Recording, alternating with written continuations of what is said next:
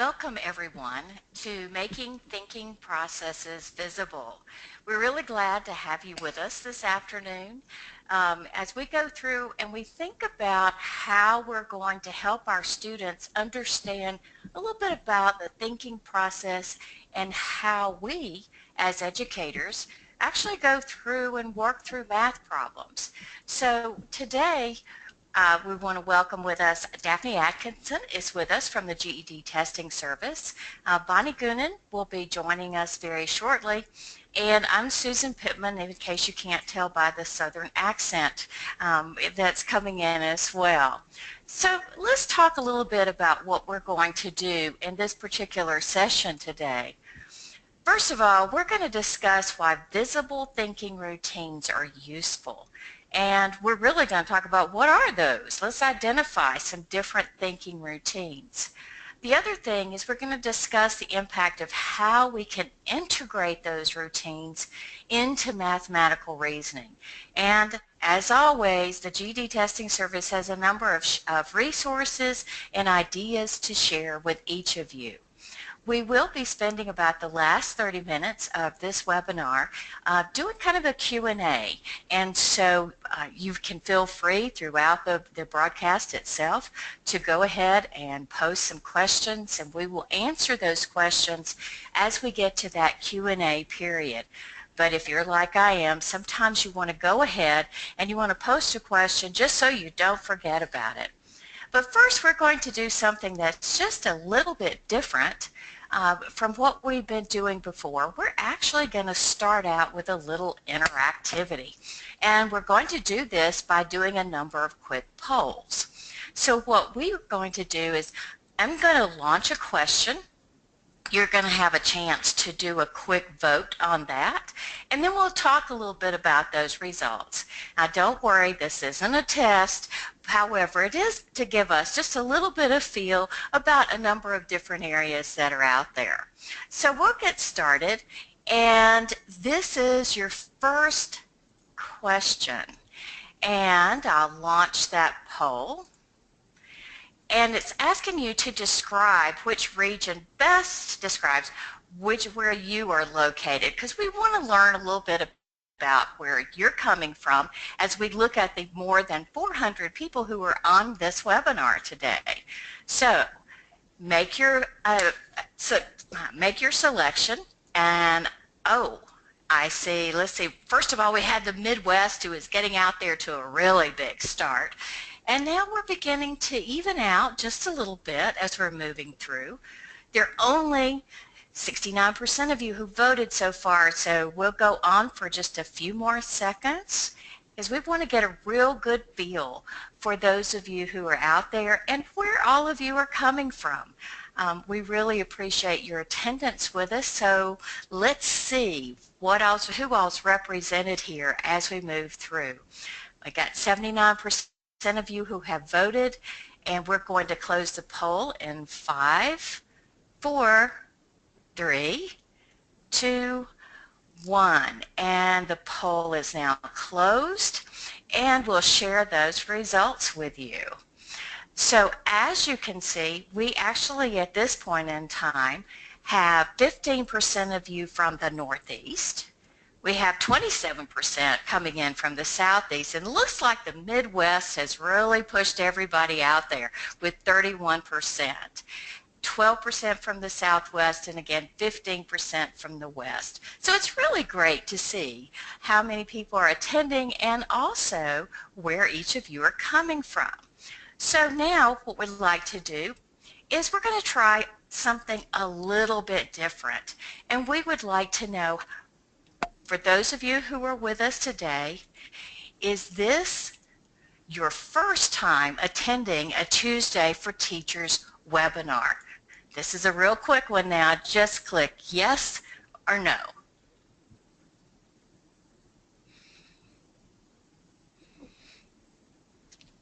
And really interesting, right now we're all in the political season and we see all these poll results, and everything is running at this point either right at 50-50 or maybe just a little bit different from that. So we're going to close the poll in 5, 4, 3, 2, 1. And the poll is now closed, and we will share those results with you. And what you can see is that we actually have 49% of you who, yes, this is your first time attending a Tuesdays for Teachers webinar. Fantastic. We're so glad to have each one of you with us. And 51% of you who say, no, this isn't your first time, so we are so glad to have each one of you back with us. So now let's take a look, and we're going to try another one. So let's take a look. And have you used strategies or materials from a Tuesday for Teachers webinar in your classroom program? Yes or no? And I will launch that poll again. Have you used strategies and materials? And we see that we've got 43% of you who are saying yes, you have, and we're so glad that those materials are coming in handy for you. For those of you who are voting no, we hope that you will be able to have some things as you move on into the future that you'll be able to look at and use within the classroom itself, or if you're an administrator, be able to share those with other people. So with 81% of you having voted, we'll close that poll, and now we will share those results with you. So we have 41% who said yes and 59% who said no. So as we said, hopefully as we keep moving through, we're going to see some more of you taking advantage of the materials that are out there. Okay, we're not done with the questions yet, but this is a really, really important one. So let's see what your response is on this one. Are you currently registered for the GED Testing Service monthly newsletter in session? And your responses are yes or no.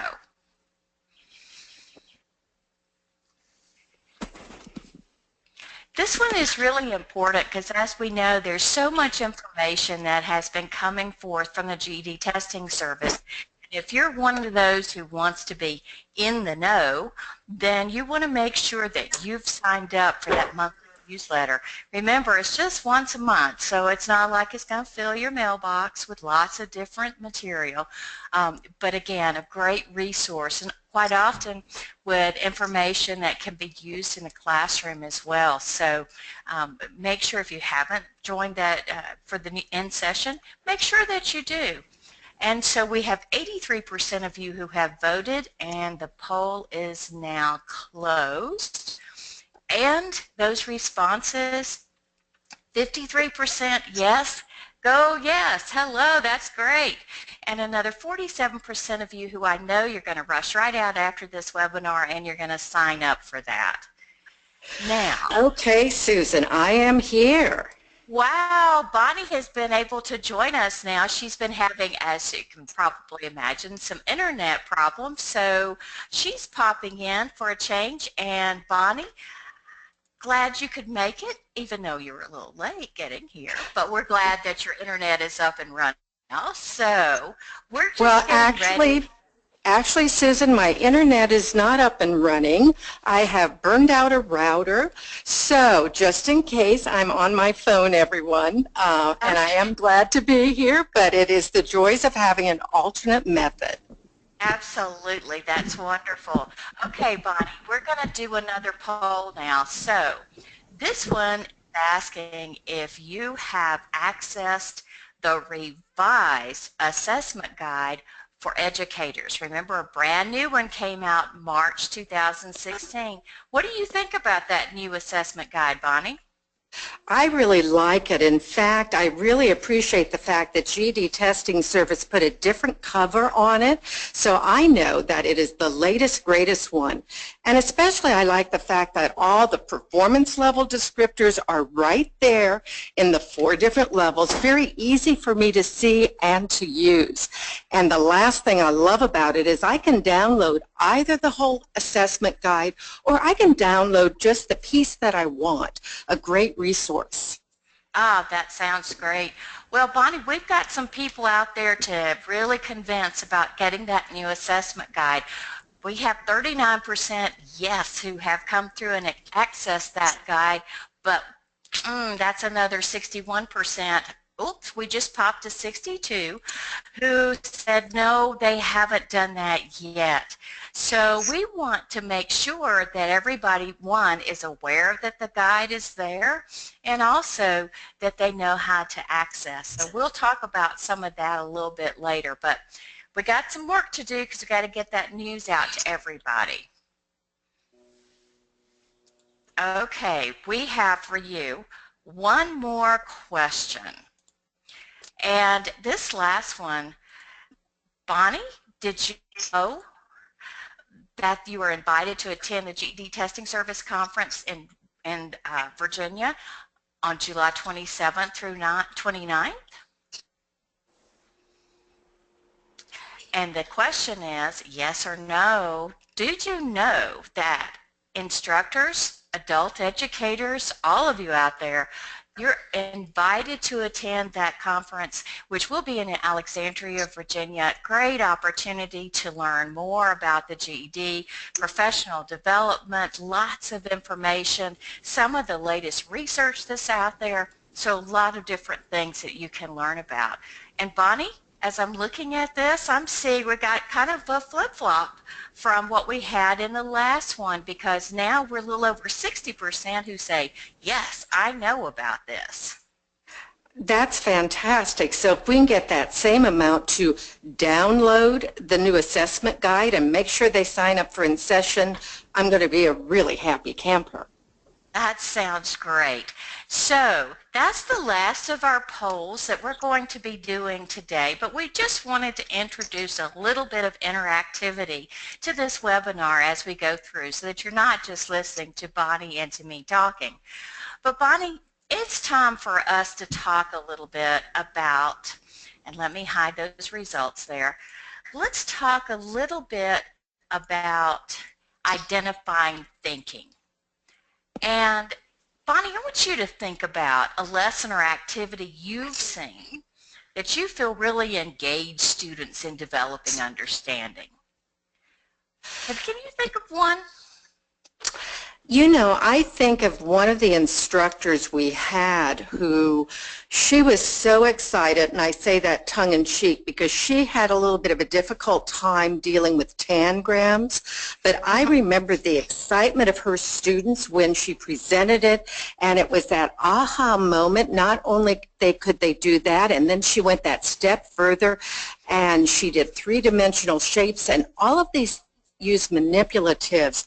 Not only do I remember how excited she was when she came back, but she even did a video of how the students interacted with the manipulatives and, even more importantly, all the big ideas that they learned. Well, that sounds like a good one. So let me ask you another question, Bonnie, and I want everybody who's out there to be thinking about this too. What kinds of thinking did you really observe the students when they were engaged in that activity? What were they doing? Well, you know, first of all, they weren't just spouting back rules. They really were connecting with what the teacher was having them do. And not only were they connecting what they knew, but they were connecting it to the kinds of things that teacher had taught before. And they were also just so intense. They were really observing what they were doing and talking about it. In fact, some of them were even looking at some of their other fellow students and what they were doing, and whether there was something a little different, a different way they were approaching it. It really was all about seeing the students doing, seeing the students thinking, because as you and I have often said, sometimes teachers are the hardest working people in the classroom, and sometimes we do too much rather than letting our students do and think. So that's some of the stuff that I was seeing. So does that sound like thinking skills? Well, those are thinking skills. And, you know, there's a lot of different skills that we want our students to have. And when it comes to thinking, there are things we want our students to do. And some of those really are about how can they make connections? How can they connect one thing maybe they've learned with something else? How can they reason with evidence? And as you said just a minute ago, observing closely and describing.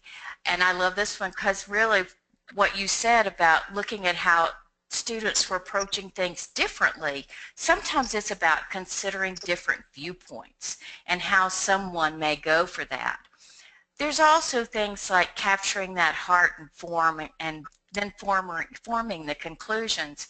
But we want our students to really know that they can explain things, they can interpret, but that most of all they have the permission that's out there to solve problems in different ways.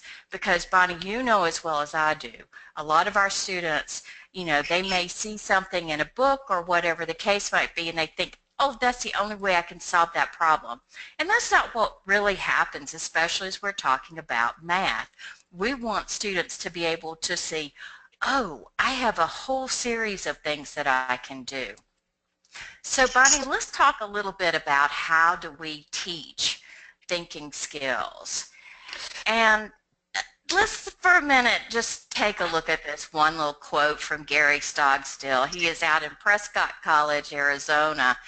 And students often enter a math class with about as much enthusiasm as one brings to a root canal procedure. Have you seen that, Bonnie? Oh, definitely. And I'm not sure we're always talking about the students. Sometimes I think we're talking about ourselves as we enter that math classroom and try to figure out how are we going to get our students to think through something. Absolutely. So, Bonnie, how about talking to us about this paradigm shift that really is going on about pulling in those thinking skills?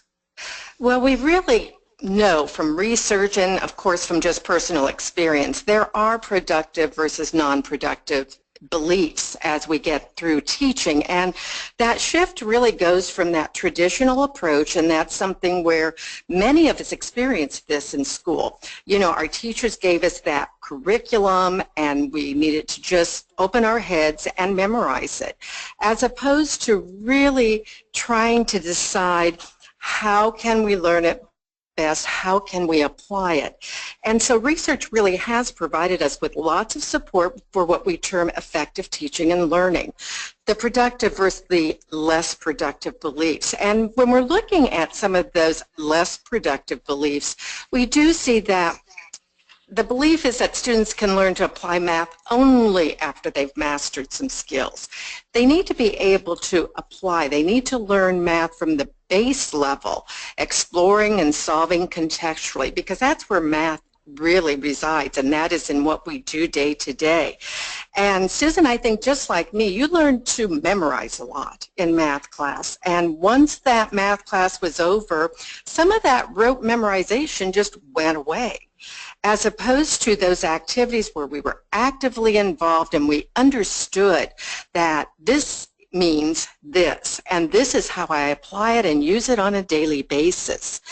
And the last non-productive belief on this screen, sometimes it's a little bit difficult for us to believe as adult educators because, again, we want to make things easy for our students. We want to guide them. And although some of that is good, we do know that what is more effective is if we provide students with the challenges and we support them through what oftentimes we call productive struggle.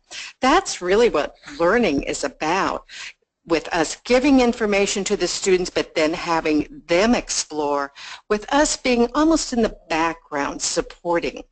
But There are a few more, and this comes from the National Councils for Teachers of Math in their article from 2014.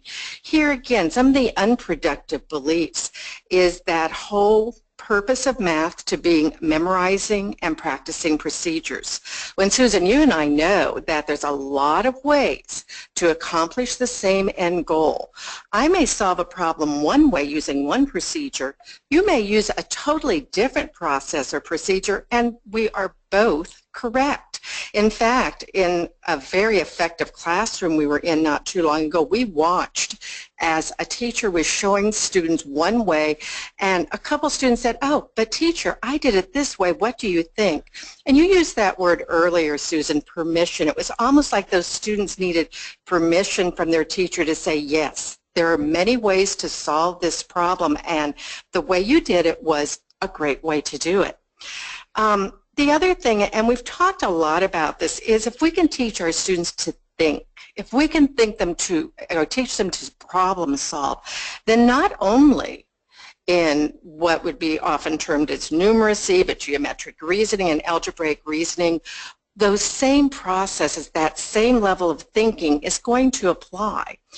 And here again, we really do need to look at our role as a teacher. What is our role, not only in every adult ed classroom, but specifically in the math classroom? And we're going to talk a little bit about that as we go through a project, first of all, that's been around for some time, because to me, Susan, one of the biggest questions is, okay, I do believe that my students need to have better thinking skills, but how do I do it? How do I help them learn to think?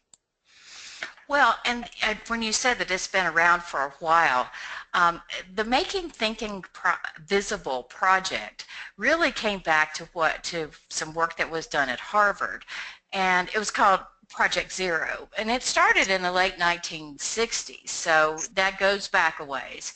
But it's really about research-based teaching and learning strategies. And what we really want to do is help students move on beyond, so that they're looking beyond the test and they're looking into the future, into how to be independent learners, how to engage them as they're working through the process. So let's talk for a little bit, Bonnie, about what is a thinking routine. And it's really a tool for a teacher, but it's habits for students, where we have some simple structures and tools that can be used across levels and even more content areas. Because sometimes we think, oh, well, this is just for this content area. No, we can look beyond that. And it really is about how to advance understanding.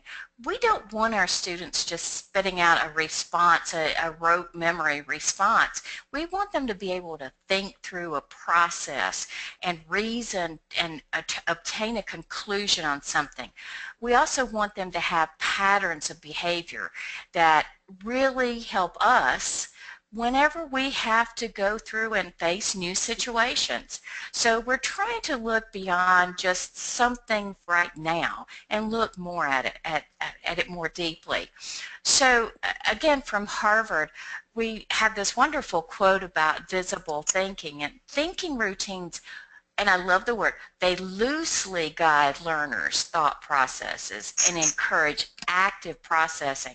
I like that term loosely because it doesn't force a student into a specific way of doing things. So we'll take a look here at a couple of thinking routines and some things to keep in mind about that. Well, first of all, Bonnie, any thinking routine needs to be easy to remember, because we want that ingrained as that habit of mind. It can be identified as a common practice. It should really be goal-oriented. We're looking at this as a specific purpose of maybe scaffolding the thinking that students are doing. We want to make sure that this works across a variety of contexts and levels. And we really want to encourage students to actively engage with a topic. So we're asking them to think beyond facts and dive deeper into all of this. You know, Bonnie, it's kind of like that issue that we have with, am I teaching a process here in math, or am I teaching conceptual understanding. We really want that deeper piece that we have. So Bonnie, there are a couple of samples of thinking routines. Can you talk a little bit about those? Sure can. One of the things that I found most interesting about the Harvard project, outside of the fact that it's been ongoing for so long, is it continues to be a longitudinal project that's driven by instructors. And as instructors are identifying thinking routines that work across content areas, etc., they're being added to the project. And as Susan said, they are routines. The way we go through something, the way we think about something, if we really look more closely at it, it gets divided into certain types of routines, such as, what makes you say that? If Susan and I are talking and she's setting forth some topic that I really question, or she states something, I'm going to go through a routine where I say, what makes you say that? And she'll explain back to me and back and forth until I understand it, or sometimes I've changed her mind. When you look at this slide, think about some of the things that we do in math class all the time. If you take a look at Connect, Extend, and Challenge, when we teach a new mathematical skill or concept, we want our students to connect it to something they already know. We want them to be able to identify new information and to ask questions about that new information so that they more deeply structure their learning. Even we always talk about good posing questions. When you start a lesson, do you start it with just giving information, or do you ask your students thought-provoking questions so that they can set the stage for what's happening? There are so many different types of thinking routines that this webinar isn't nearly long enough. Just remember that thinking for understanding is not just about a specific routine, but it is a tool.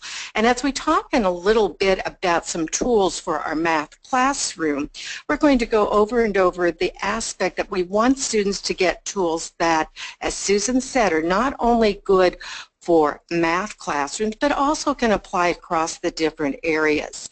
In fact, today, there are going to be so many things that we want to share with you. We will only cover a couple of them as we speak through the webinar, and then we'll show you a myriad of other resources that you have in your workbook. So, think about making thinking processes visible. Think about the importance of teaching students to think. That's why we call it a mathematical reasoning test. It's not an end-of-course exam, but rather a reasoning type of test. So our students' thinking skills definitely need to be honed. Well, Bonnie, let's talk a little bit about the classroom, and specifically let's get into two things, modeling and scaffolding.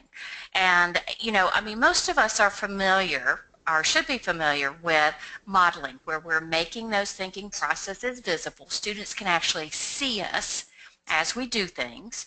And then scaffolding, where we make sure that we meet students where they are, and then we're assisting them to where they need to go.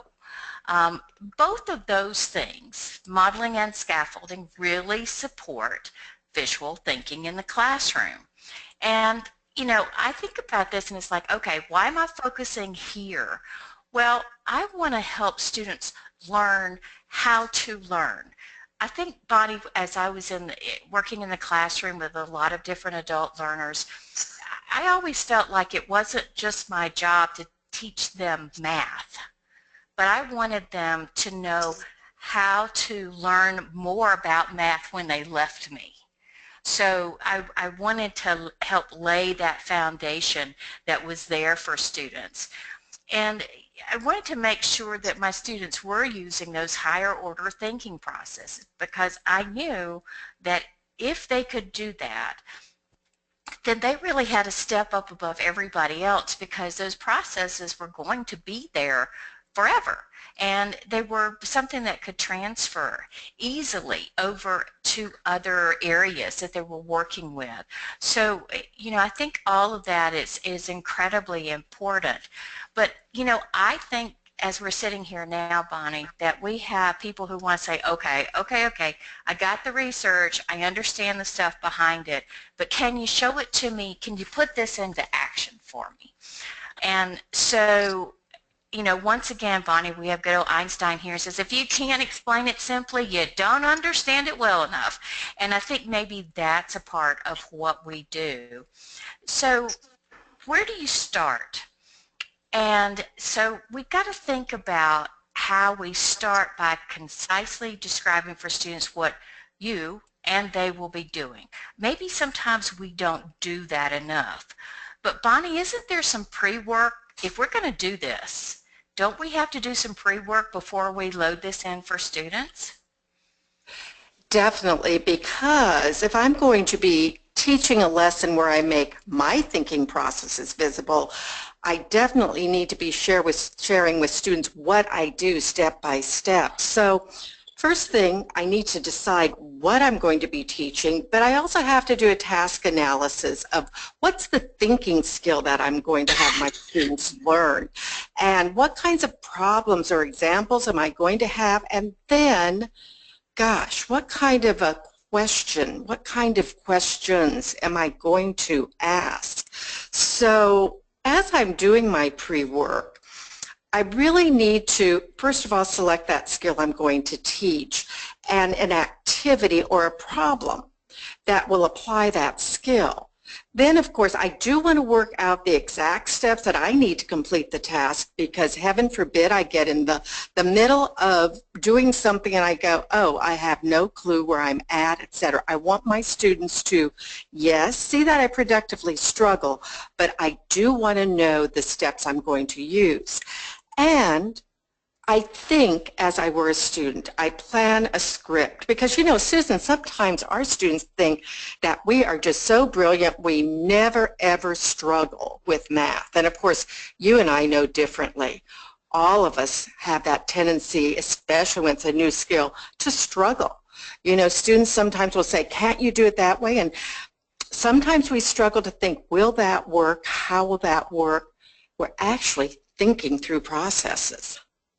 So I'm going to model, and when I model for my students, I'm going to focus on telling them why I do something, because I am in that learner role.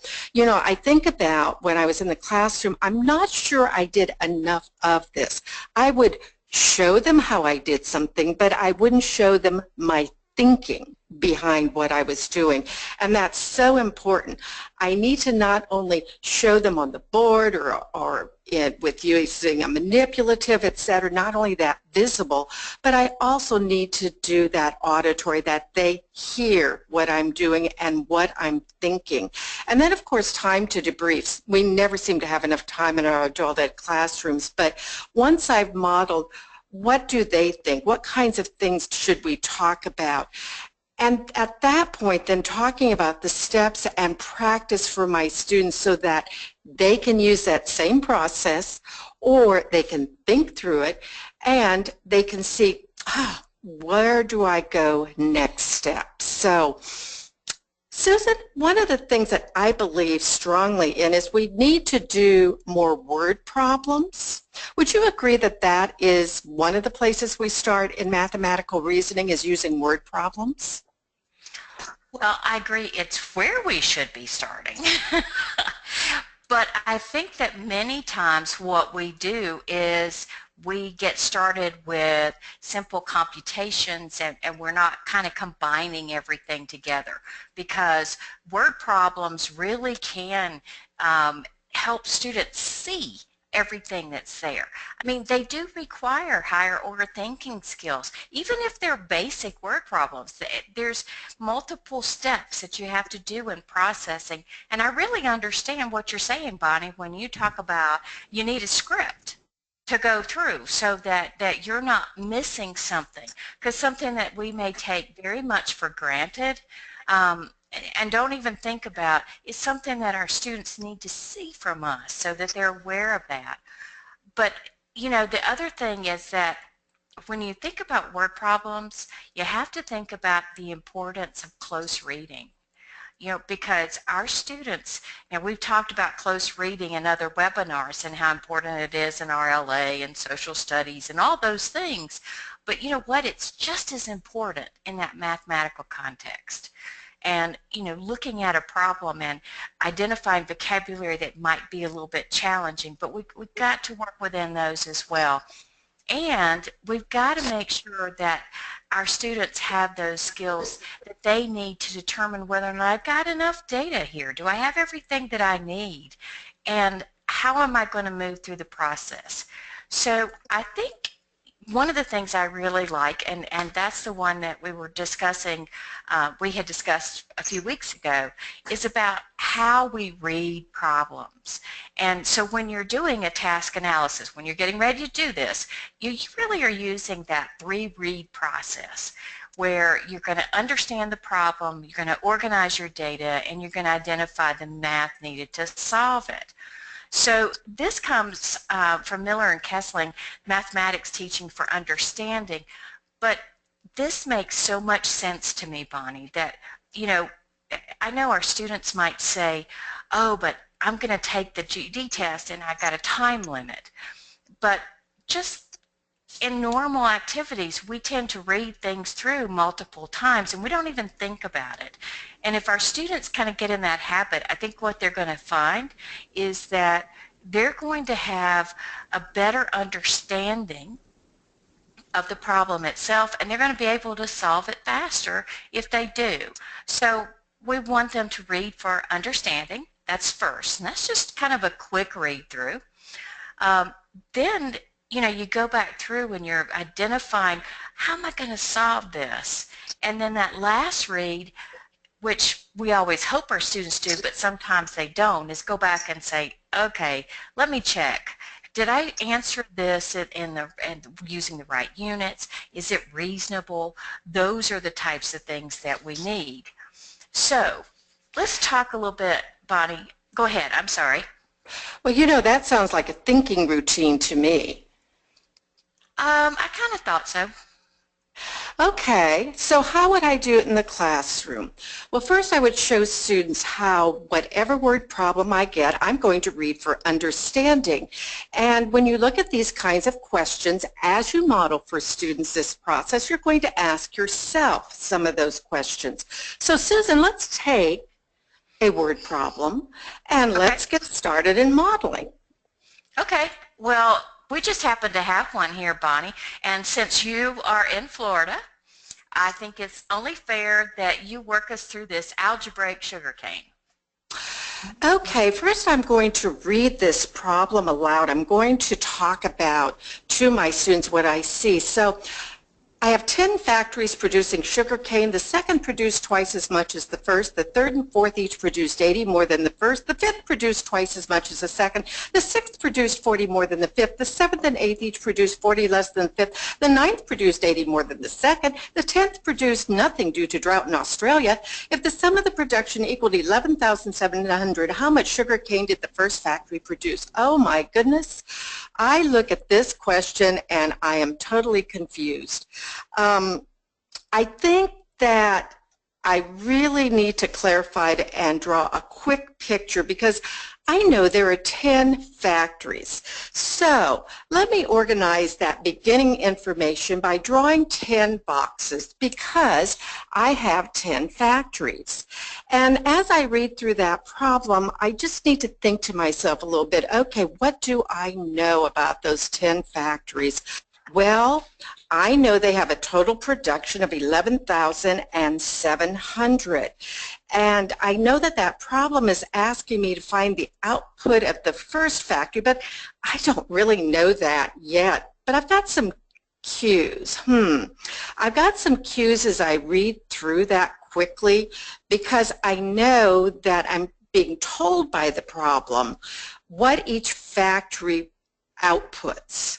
Not quite sure how I'm going to set that up yet, but there's got to be a pattern because I have some unknown. Actually, I have 10 individual unknowns that equate to 11,700. But That was just my first quick read through it, and so although it's kind of set that stage for me, I really need to read that problem again because I'm going to have to do some translation in that problem because it reads like any other word problem, but I know there's some math there. So I really do need to identify that pertinent information and figure out what strategies could I use. Well, you all know now that one of the strategies that I really do like is using pictures, but I could also use some expressions, some algebraic expressions where, since I don't know what the first factory produces, I could call that x, an unknown. However, as I read more closely through that word problem, step by step, I know that the second one produced twice as much as the first, so I could say that's 2 times x, and that would be a great expression for that one. Now, as I read further, I see that the third factory produced 80 more than the first one. Well, if the first one was x, then I know that the third one had 80 more, so that expression would be x plus 80. Now, as I continue to step-by-step read through that problem, I find that the fourth factory produced 80 more than the first. That's going to look just like number 3. Then I get to the fifth factory, and it produced twice as much as the second factory. I am so glad I'm making a list here because if I hadn't made a list, I would be so confused by now. But if I go to the list to number 2's expression, all I have to do is multiply that by 2 because twice as much is the same as multiplying by 2 here. Okay, I noticed that the sixth factory produced 40 more than the fifth, 4x plus 40. The seventh and the eighth ones I noticed did the same thing. They produced 40 less than the fifth. Okay, my expression is going to be 40x minus 40. And then I get down to that ninth factory, and it said it produced 80 more than the second. Okay, I need to go back to number 2 there, and so my expression is going to be 2x plus 80, and I better not forget that 10th factor because the problem told me it didn't produce a thing. So that will be 0 times x. Now, that's from words to math. My goodness, I think my head's spinning, Susan. Well, the thing about it is that's what happens with students is the fact that they get overwhelmed with the words of the problem rather than taking the problem just one step at a time. To really, what did you do? You were identifying details about each one of those factories, and you really put it into a list there. But I could use the problem and I could kind of mark on that, just say, okay, I've read this sentence says this and this is equal to that. And then I could go back, like you said, I could go back to my factories, my little boxes, and I could identify each one of those. So now I see that sitting right in front of me, that I've got that information. I've just transferred it over. So I'm seeing it kind of in a different way. But okay, I have all that. Now I got to come up with an answer, though. I still don't have what that equivalency is. So what am I going to do now, Bonnie? Well, this is when I do need to go back to that third read and solve the problem. As I was showing you with those little boxes, boy, that makes so much more sense to me because I visually can see now that I have 10 factories and I have 10 expressions, and I know that if I want to know what that, I know how to do this now. All I have to do is add up each of the factories, and I'm going to go ahead and divide that. Wow. So I get the equation 23x plus 200 is equivalent to 11,700. Okay. But now, Susan, I have to simplify it. So I need to make sure that X is alone on the left side of the equation. So there again, I'm going to have to do a zero pair, actually 200 of them, subtract 0 from one side. If I do that to one, I do it to the other. And at this point, I will talk through that whole step-by-step routine until I end up having X being equivalent to 500. Now, you know, that sounds like a great answer because it sounds reasonable. That's one of the questions I have to ask myself, and it does answer the question, but to make sure I'm exactly right, I probably should substitute that 500 everywhere the X is to make sure that I'm right. What do you think? Well, I think that's what I would do, but I will say for those of you who are with us today for this webinar, this is not a GED question because we don't want our students to think that this is the involved process that they have to go through, but this is an excellent example of how to take students through something that is very complex, but make it easy. Break it into its parts and really be able to show those thinking skills that you have. I think this is a wonderful example because I know for most of my students, they would get about through 3 lines of it and they would go, oh, I can't figure that out. But what you've done, Bonnie, is you've actually given a process. You've shown me how you think through this. So now I, as a student, can go back and replicate that. And I could work through using some similar types of things. Did it sound like I was going through productive struggle? Because I think that's the other thing. Students really don't realize that we also have to go through multiple steps before we solve problems.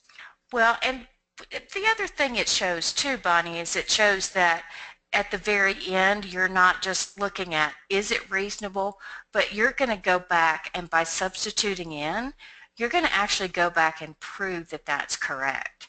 And I think students sometimes they need to hear us say that so that, you know, they don't just skip that step and move on to something else. So having said that, and you having worked through that process, we're going to talk a little bit more, Bonnie, about some routines for problem solving because we do have some resources that we want to share with everyone in terms of looking at different kinds of thinking processes. You mentioned one earlier, claim, support, and question. What do you see? What do you think about? What do you wonder? I mean, it can be as simple as that. And I know that there's a process out there, a thinking routine called noticing and wondering, where that's giving students that opportunity to take a look and see, what do I notice in the problem? Well, in that last one, we noticed we had a whole bunch of factories. And then we noticed that there were some relationships among those factories. But now it starts me wondering, well, how could I go through and start setting up that process? And the thing that I think is most important is that we get our students to slow down. They want to move through things so quickly. They really want to get in there and just get it done. And sometimes you have to pull back from that and think about what you're doing before you move on into the process. I know that we have an example here, Bonnie, about cranberry cravings. And I think this is a great one to use with students because, first of all, it doesn't ever ask you to solve anything. All it's doing is, what do you notice? And then what does that make you wonder? And sometimes we need our students to just take that time to not worry about finding an answer, but rather being able to notice the details of a problem itself. And what does that make them think at that particular point in time? But there's one other thing, Bonnie, and you mentioned this earlier about having different ways to solve problems. I think as we look at this, and this is our word of the day, heuristics. What are they? Well, they're strategies for how you go about solving problems. And for those of you who are with us today, what I'd like for you to do is just take a look at the slide and look at those 10 different heuristics that are posted. And think about your students, because many of our students, they have maybe one, maybe two of these. Generally speaking, they have the guess and check. Um, they may be able to turn around and draw a picture, but Bonnie, we know that students really need to have all of these at their disposal, that's just going to give them a better shot at being able to answer a question. Very definitely, because these should be automatic thinking routines that they use. And as we get started with thinking routines, things such as the noticing and wondering and the couple more that we're going to share with you should be your base levels. It really is about teaching students strategies for problem solving that just become automatic as they look at the problem. As I looked at that algebra problem, drawing a picture initially was my best route to go. I'm sure I could have set up an equation, but my brain wasn't thinking that way initially. And that's what happens to so many of our students, is they think there's only one right way to go about it. So let's put the heuristics to work in another type of thinking routine that came from a fellow teacher called solve. Okay, so solve, I mean, how good is this? You know, I mean, if you think about this, it's easy for students to remember. You're going to solve a problem, so we solve. We study the problem, and that really is about what am I trying to find? And then I've got to organize my facts. So that's what I know. And back to noticing, what did I see in there? And then that L, line up a plan. And that really does come back to the steps that you're going to take as you work through this.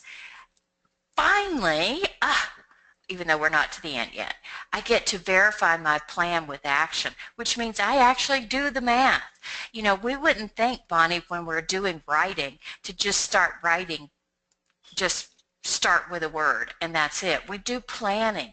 We go through, we brainstorm, we think through all these different ideas before we start writing. We do these pre-writing strategies. But our students don't always want to do the planning part before they start doing the math part. So, and then last but not least, we want to examine the results. So, Bonnie, we're going to do a quick problem here, and this one, very simple. And one thing we would recommend to anybody when you start using something like this, a thinking routine like this, what you want to do is not let the numbers or the complexity of the problem get in the way of this routine that they're going to use.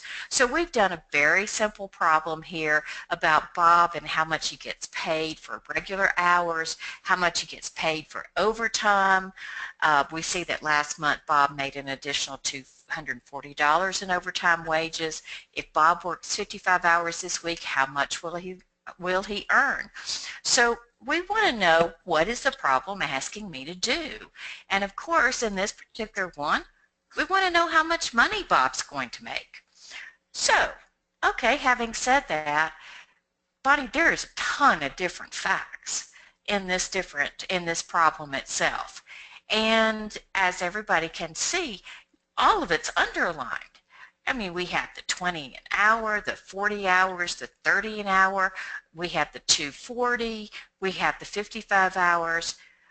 I think we've covered every one of the facts that are included in that problem. There's only one issue. Bonnie, do I really need every one of those facts? No, you don't, Susan, but what we've always liked to do with our students is make sure that they can first identify the facts before they eliminate anything that's unnecessary or irrelevant, because that's always been a problem. Our students say, oh my goodness, I have 5 numbers there, I must use them. Again, we want them to think and notice.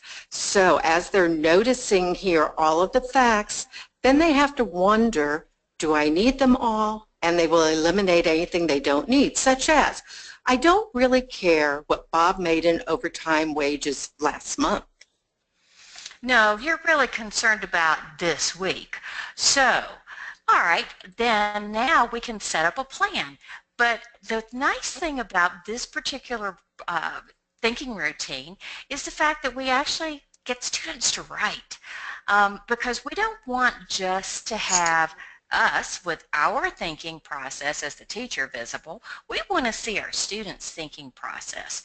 And so in order to do that, unless you become a mind reader, and I know sometimes we may be reading students' minds, but we want them to actually write out the plan that they're going to use in order to solve that problem. And if you take a look at that, you notice that there's no numbers in there.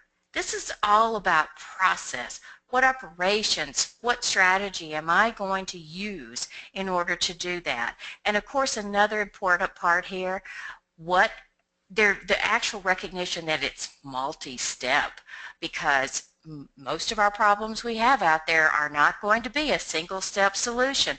We have to have multiple steps in order to get there.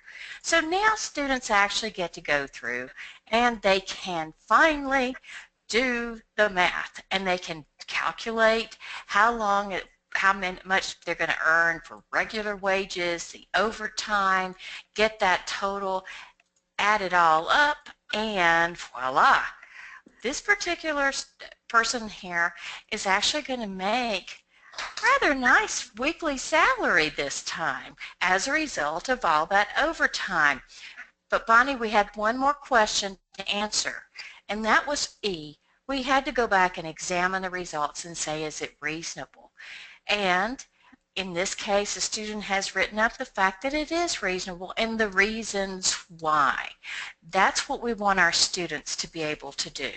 So that's one example. But Bonnie, there's another one. It's called goals and givens. And I know in a few minutes we'll actually go out and look at everything in the workbook, but let's just do a kind of a brief review of what we have for goals and givens. This is another active reading and thinking routine for mathematical problem solving, and it has some similar skills, similar thinking to what we've done previously with such things as solve, because remember, solve made thinking very visible if students use that process. With goals and givens, again, we want students to read the problem closely, and then we want them to identify the goal. What needs to be done?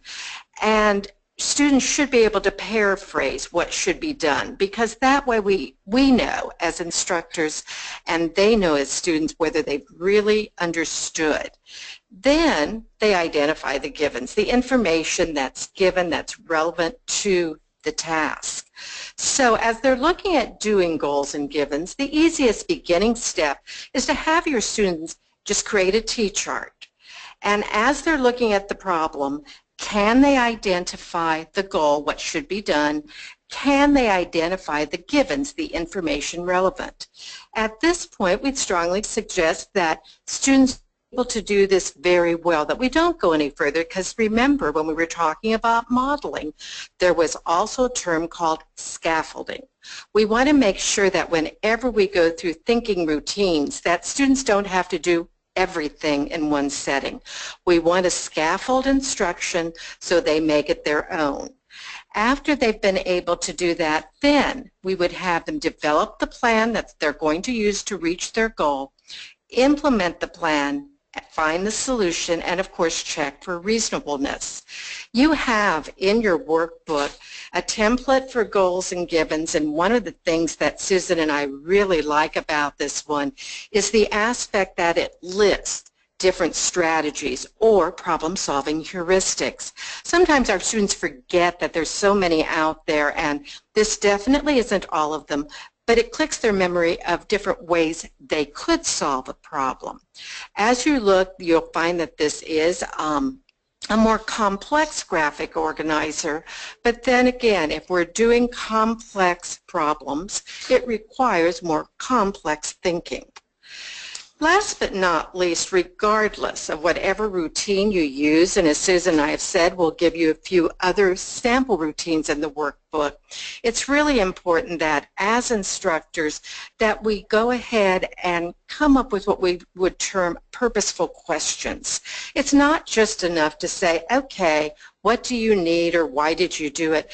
But what kinds of questions are we going to craft that we make sure students have really thought through processes? And there's really 4 types of purposeful questions. Some indicate the gathering of information, some probe your students' thinking. Some are there to help students make mathematics visible. And then the last set of questions are to encourage your students to not only reflect, but to justify how they went about getting an answer and why. So when you're looking at purposeful questions, here's a few examples, and they're tied to examples for math. Purposeful questions are effective regardless of the content area. So again, questioning is not just about math, but gathering info, probing thinking, making math visible, and encouraging reflection and justification across all content areas. So, Susan, as you look at those questions, think about to classrooms that you've seen, and how often did we see some of those thinking routines and purposeful questions? Well, I've seen some in different areas. However, much of what we do, just by the very nature of our students who are coming and going, and we have the open entry, open exit, and all those types of things, I'm not sure, and I have to think back to my own time in the classroom, that I was asking enough of those questions, that I was, getting more of the surface area as opposed to digging down deeper into it. But I do notice that we have more and more teachers who are coming through that are actively engaging their students in the learning process and in working through the types of things that are here, getting them involved in all of this. So I think as we move through that we're going to see more and more people as they work with students to see that this has value, as you said, not just in math, but across different content areas. And Susan, I think you're really correct with that. We've seen so much of that beginning in the numeracy movement that has come through, a decade ago or a little more, where we really were starting to dig deeper into teaching less, but teaching more deeply. And that's really what thinking routines are about. I know that the first question sometimes instructors and students will say is, it's going to take too long, or why? But we do know that thinking routines are the best way to develop those higher order thinking skills, and without those, students cannot be as effective not only on a test, but in real world situations and of course post-secondary ed. We also know that research is very strong that thinking routines enhance knowledge for longer term use. I remember it longer. I can apply it many years from now, and I can apply it across content areas and problem types. So what we have to do now is find the thinking routines that are going to work best with our students, best with what we're teaching, and from there get some application going. So Susan, let's take just a few moments and look at some resources. Well, and that's what I want to do very quickly is, first of all, if you'll notice to the side, your taskbar on the side, you will notice that there are 2 handouts. So if you did not get those handouts earlier, then make sure that you go ahead and do that before we leave the webinar itself, because we want to make sure that that everyone has access to this. And I'm going to quickly move this over into just a single page so that you understand. Your workbook, what you have for this is actually has quite a few resources that are included in it. You have principles and cultures of thinking projects. You're looking at thinking routines, but I'm going to go down very quickly to helpful problem-solving heuristics, and that's what starts on page 7. And what I want you to notice within this is that you have different groups of problem-solving heuristics that you can use. They go into much more complexity as you move on through. This particular material has been around for quite a while. This is out of Ohio, but it still holds true as we look at these different groups. So when you have a chance, if you could take a look at those different heuristics, that would be great. Then your next section includes the graphic organizers for the classroom.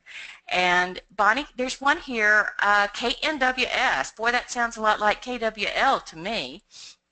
It sure does, and it's very similar to one that's used at Harvard for their thinking routines. This one was adapted by Claire Heidema, and when you look at KNWS, you may say, but I want my students to identify what the problem wants me to find.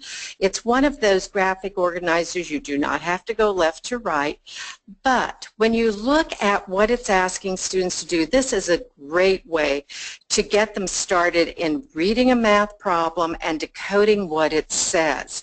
Oftentimes to the point where we would have students read the problem, we'd complete the KNWS, and we wouldn't go any further.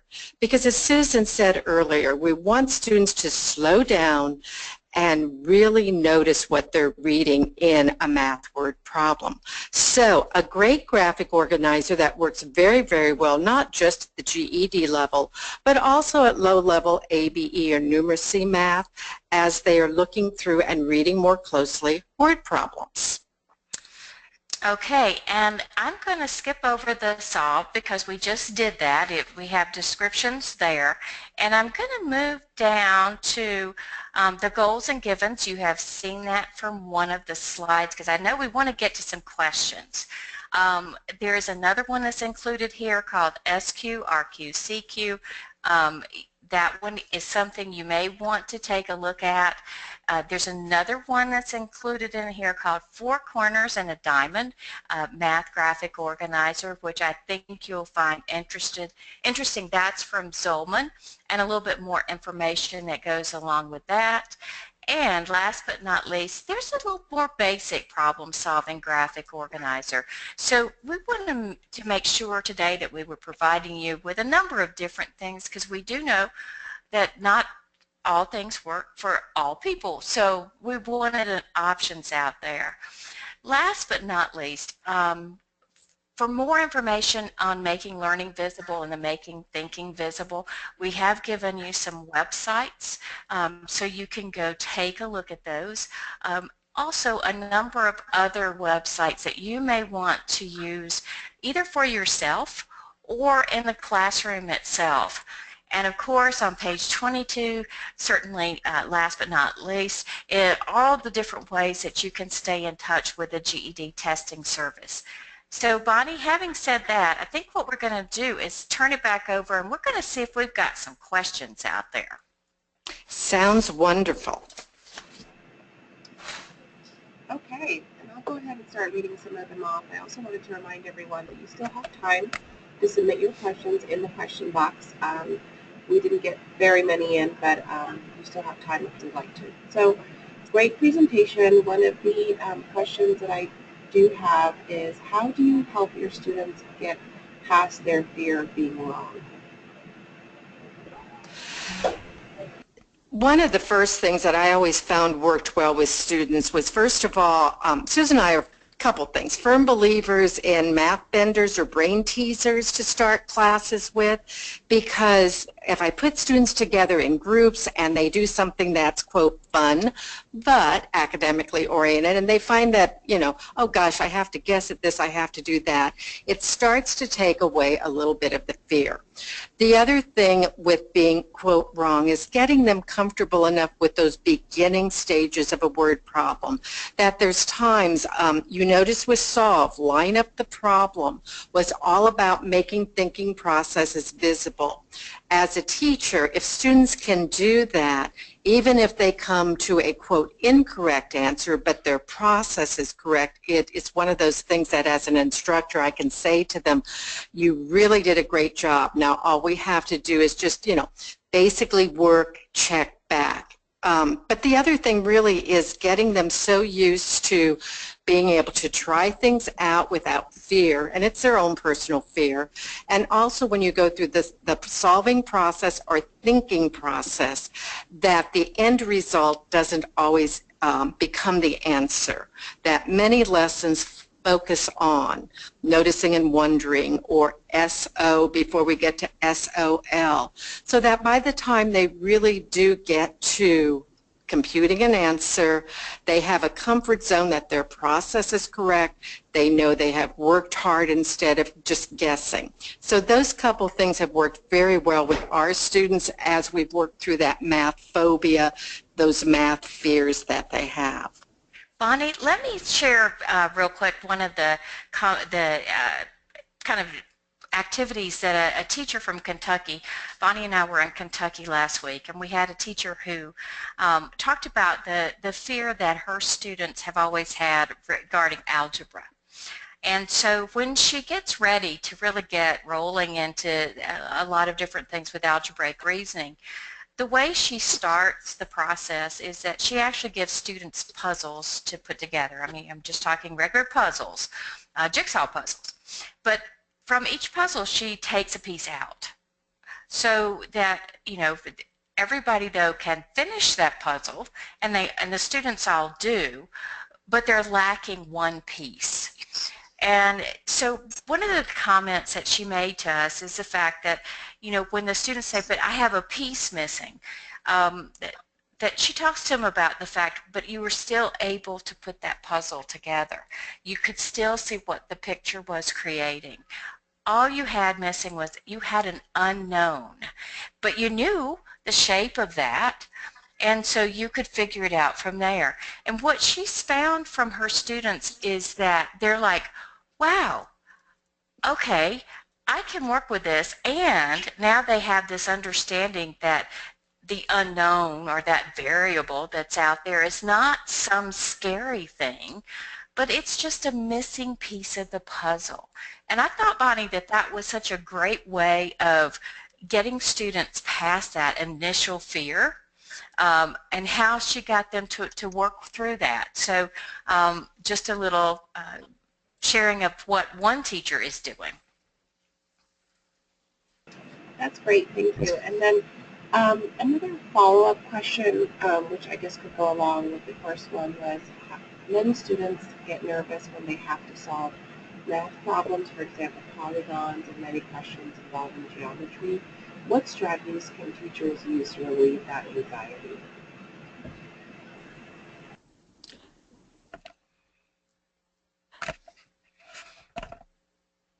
Well, one thing I would talk about with working with students who are doing geometry problems and working with different figures and polygons and different things is the fact that our students sometimes are missing some of the basics. There is a really a kind of step-by-step process that students go through to build their geometric reasoning skills. And if they don't master at different levels, then they have difficulty when we move further. So a student who truly doesn't understand the properties of, say, a trapezoid or a parallelogram, then when they're asked to then solve a word problem that incorporates something like that, then they get really lost. So one, it's about building that understanding about properties and how figures work. But the other thing is to really put those figures into people's hands. One of the things that Bonnie and I have found in working with students is that manipulatives, especially when working with geometry, make a world of difference, because as one teacher told me about a student that she had, she said the student looked at her with wonder and says, I can hold math in my hand. And you know, I think that really made a big difference for that particular student, because that student could see that it wasn't some abstract something, but rather that it was a real thing, and then could relate that. As we talked about, one of the important things we want students to do in their thinking processes is be able to make connections. And so being able to connect what they held in their hand to what that formula is can make a big difference as they're working through. So one of the things Bonnie and I highly recommend to really work through geometric reasoning is to get things into students' hands and use manipulatives. Bonnie, anything else you would add to that? That's definitely it, that they don't just apply formulas, but that they see it, they measure it, they deal with it. We were working with surface area, three-dimensional shape, and students would get very confused. Which formula do I use? How do I do this? And yet, if I disassemble or unfold a three-dimensional shape, it becomes a two-dimensional. And all of a sudden there's that aha moment of all you're asking me to do is to figure out the area of a square or a rectangle or a triangle, and I don't have this very complex formula in my mind, but I can see it. So as Susan said, we use a lot of manipulatives because they do need to be able to touch math in order to really apply those higher order skills of formulas, etc. They should be able to come to the formulas rather than us having them memorize the formulas. Okay, great. Another good question is in reference to the workbook. They want to know where they can get access to that. Where they can what? Access the Mm-hmm. the workbook. The handouts can be downloaded. If you look on if you take a look on your taskbar on the right-hand side, you'll see handouts, and all you have to do is click on the handout and you can download. We have both the PowerPoint as well as the workbook provided there. And as you look through the websites, there are a myriad of websites out there. These are just a few to get you started. There are such excellent materials anymore on algebraic reasoning, geometric reasoning, numeracy areas. It's just amazing what's available. So like everything else, take a look and see what works with your students, with your classroom, and the same way with the graphic organizers. We have used them all. The big thing is not to try and use them all at the same time, but again, to highlight what works with what students. Oh, and one other thing, shortly after this webinar is over, an archive, a recording of it, as well as the associated materials will be included on the GED Testing Service website, so you can always come back and pull down materials from there as well. And then Bonnie and Susan, can you tell them what resources are available for Spanish-only speakers? There are a few websites that can be translated into Spanish. If you're looking at other types of materials such as textbooks, etc., there are a couple companies now that have translated textbooks into Spanish. I'm not going to tell you it's all of them. But Susan, I'm trying to think, when they go out to the publishers that are on GED Testing Service website, I don't think it says directly there which ones are in Spanish or not. Am I correct? That would have to be a Daphne question. Daphne may know that one. Actually, this is Daphne. I'm not sure, but we will certainly check. I can say that all of the critical resources on the GED Testing Service website are available in English and Spanish. And all you have to do is for the Spanish version is to click Spanish inside the parentheses, and you'll be able to access the materials in Spanish. The publishers, it's beginning to be more available. There was a time period where there was a tremendous gap in terms of materials. I will suggest that you go to the publisher page at GEDtestingservice.com and take a look at what is available. I believe it will be indicated if it's available in Spanish. Okay, thank you. Okay, great. Another question was, the GED seems to be focused on skills and procedures. In light of that, how can one get teachers not to just teach skills?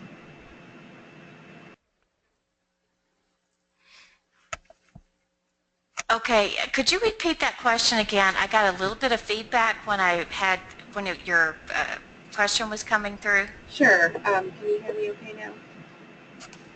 You're a little soft. Okay, I'll speak up. The GED seems to focus simply on procedures. In light of that, how can we get teachers not to just teach skills? Okay, first of all, I would highly recommend that you take a look at the uh, performance level descriptors, because that really outlines all of what students are expected to be able to do in mathematics, because it is much more than doing a special, doing a process. It is having that conceptual understanding, especially when you get into word problems where students are having to use real-world situations and solve problems from there. So it's not just about the process. I mean, yes, I know that, students need to know how to do certain things, but that's not all that's being assessed. So I would take a look at the PLDs. The other thing I would look at, if I were you, is the high impact indicators. And I know we had a webinar on that. I think it was, Bonnie, correct me if I'm wrong, did we do that right after the first of the year? Either that or December, I believe it Okay. was. But the other thing is to look at those high impact indicators, because there are other skills that students need in order to solve problems. And one of the ones we came across earlier was just this ability for close reading, that they be able to interpret what those problems are asking them to do, because there's much more to solving a problem than just doing a computation. There's a lot more steps in the process. So take a look at those two particular things. The PLD, especially for level 2, which is passing, um, the passing score from 145 to 164. Take a close look at those skills that are required, and I think maybe that'll help resolve some of those issues. And we will say teachers with whom we've worked who have based their curriculum more on problem solving, where they have done less problems but have worked with them more deeply within a classroom setting. Again, teaching students thinking skills. Those students do better than students who are going page after page of computations.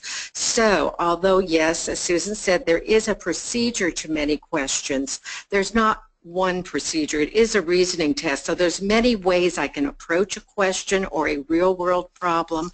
There's many different ways I can come to a correct answer rather than just, one formula, one way. But there again, we do know that teaching with problems, teaching thinking, is much more effective in getting students higher scores. Okay, there were a few questions that came in about where would they have access to these slides afterwards? Um, Again, on the GED Testing Service website, the webinar, the archive of it will be posted there, which will have the recording of this actual webinar, but it will also include the handouts. So you'll have the PowerPoints, a handout for the PowerPoint and a handout for the workshop as well, for the workbook as well. Okay, and then Bonnie and Susan, did you see any questions in the question box that I haven't gone over?